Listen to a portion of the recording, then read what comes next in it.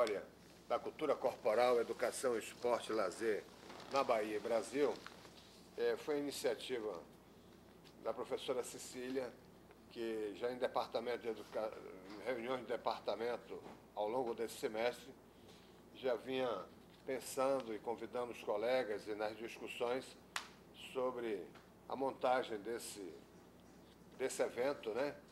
Justamente para tratar dessas memórias e das histórias da educação física na Bahia e dos esportes também.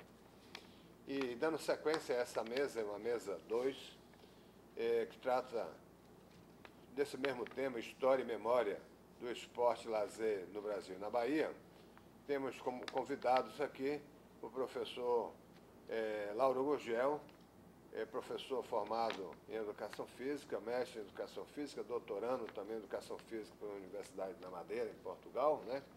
E coordenador da Unirb, né? Do curso de Educação Física da Unirb.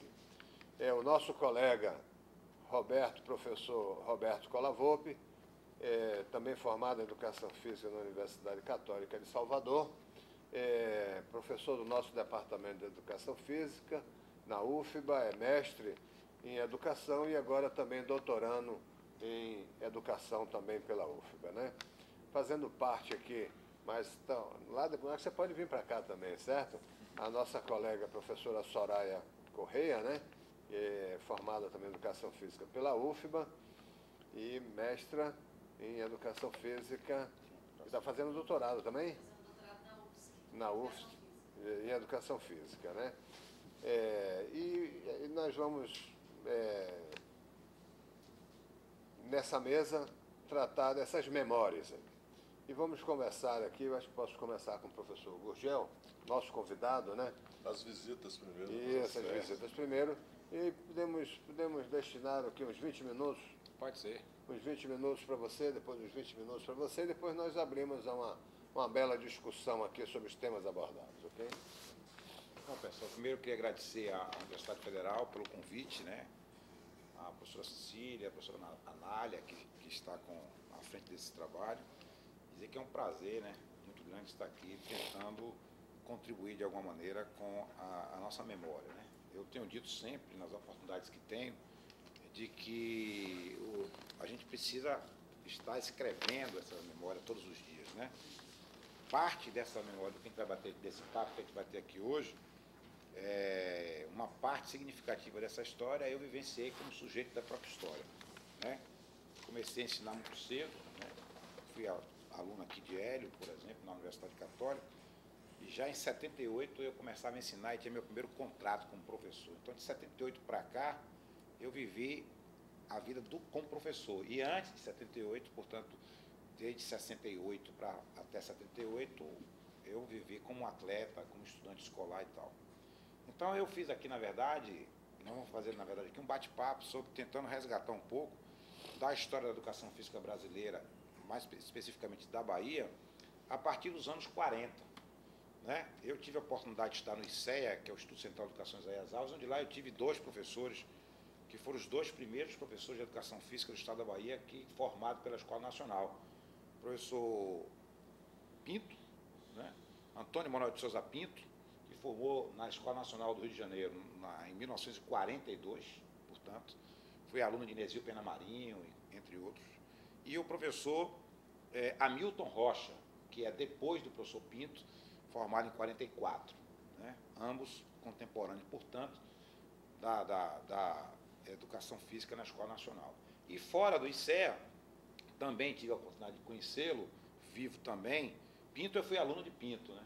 Aprendi a jogar basquetebol com o professor José Estrela, que dava parte de iniciação esportiva na época, e depois eu fui jogar na equipe da escola, fazendo parte da equipe da escola, com o professor Pinto, que era o professor que tomava conta das equipes. E o professor Brasil, que foi outra grande referência, que é do mesmo período de Pinto, né? Então, esses são os 3 primeiros profissionais de educação física que nós temos conhecimento, de que, formado pela Escola Nacional, que vieram para a Bahia nessa década.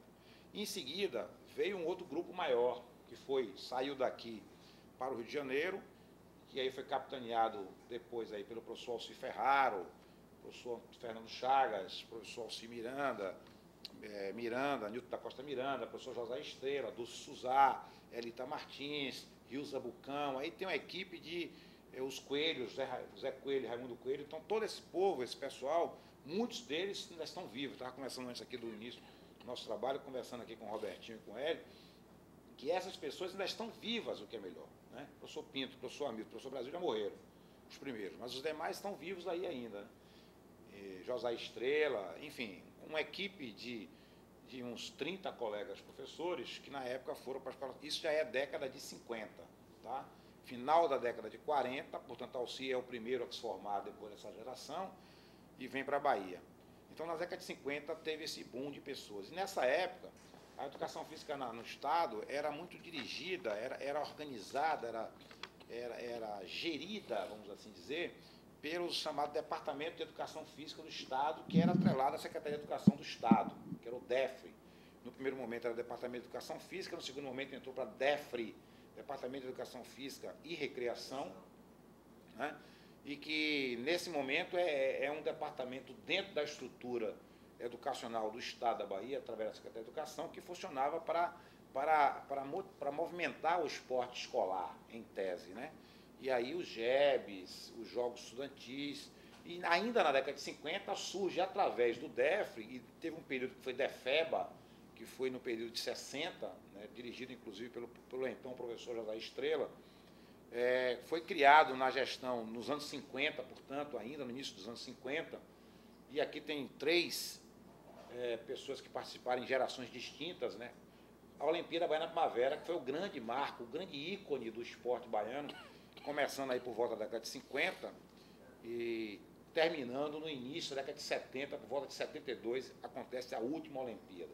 A primeira data de 52, Hélio deve ter participado com certeza de muitas delas, Roberto também, e eu já participei do finalzinho da Olimpíada Primavera, que foi os anos 68, 69, 70, 72, jogando na categoria, que naquela época era dividida por categorias, que era 11 a 14, 15 a 18 e 18 acima.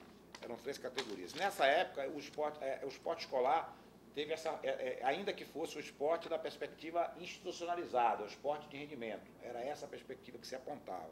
Mas havia educação física nas escolas como um todo, a escola pública ainda era de qualidade, portanto, tinha todo um conjunto de conhecimentos produzidos pela escola, não só pela educação física, mas pela história, geografia, biologia, etc, etc.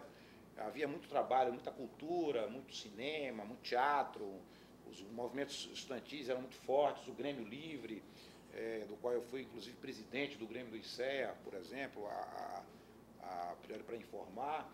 Enfim, e aí, nesse momento, a educação física, a Olimpíada Baiana Primavera, não acontecia tão somente com a escola, acontecia também com clubes, com associações de bairros, era um movimento, ainda que feito pela direção da Secretaria de Educação, através do Departamento de Educação Física, mas atingia a comunidade, que nessa época não havia SUDESB, que era a Superintendência de Desporto da Bahia, que surge já nos anos 80.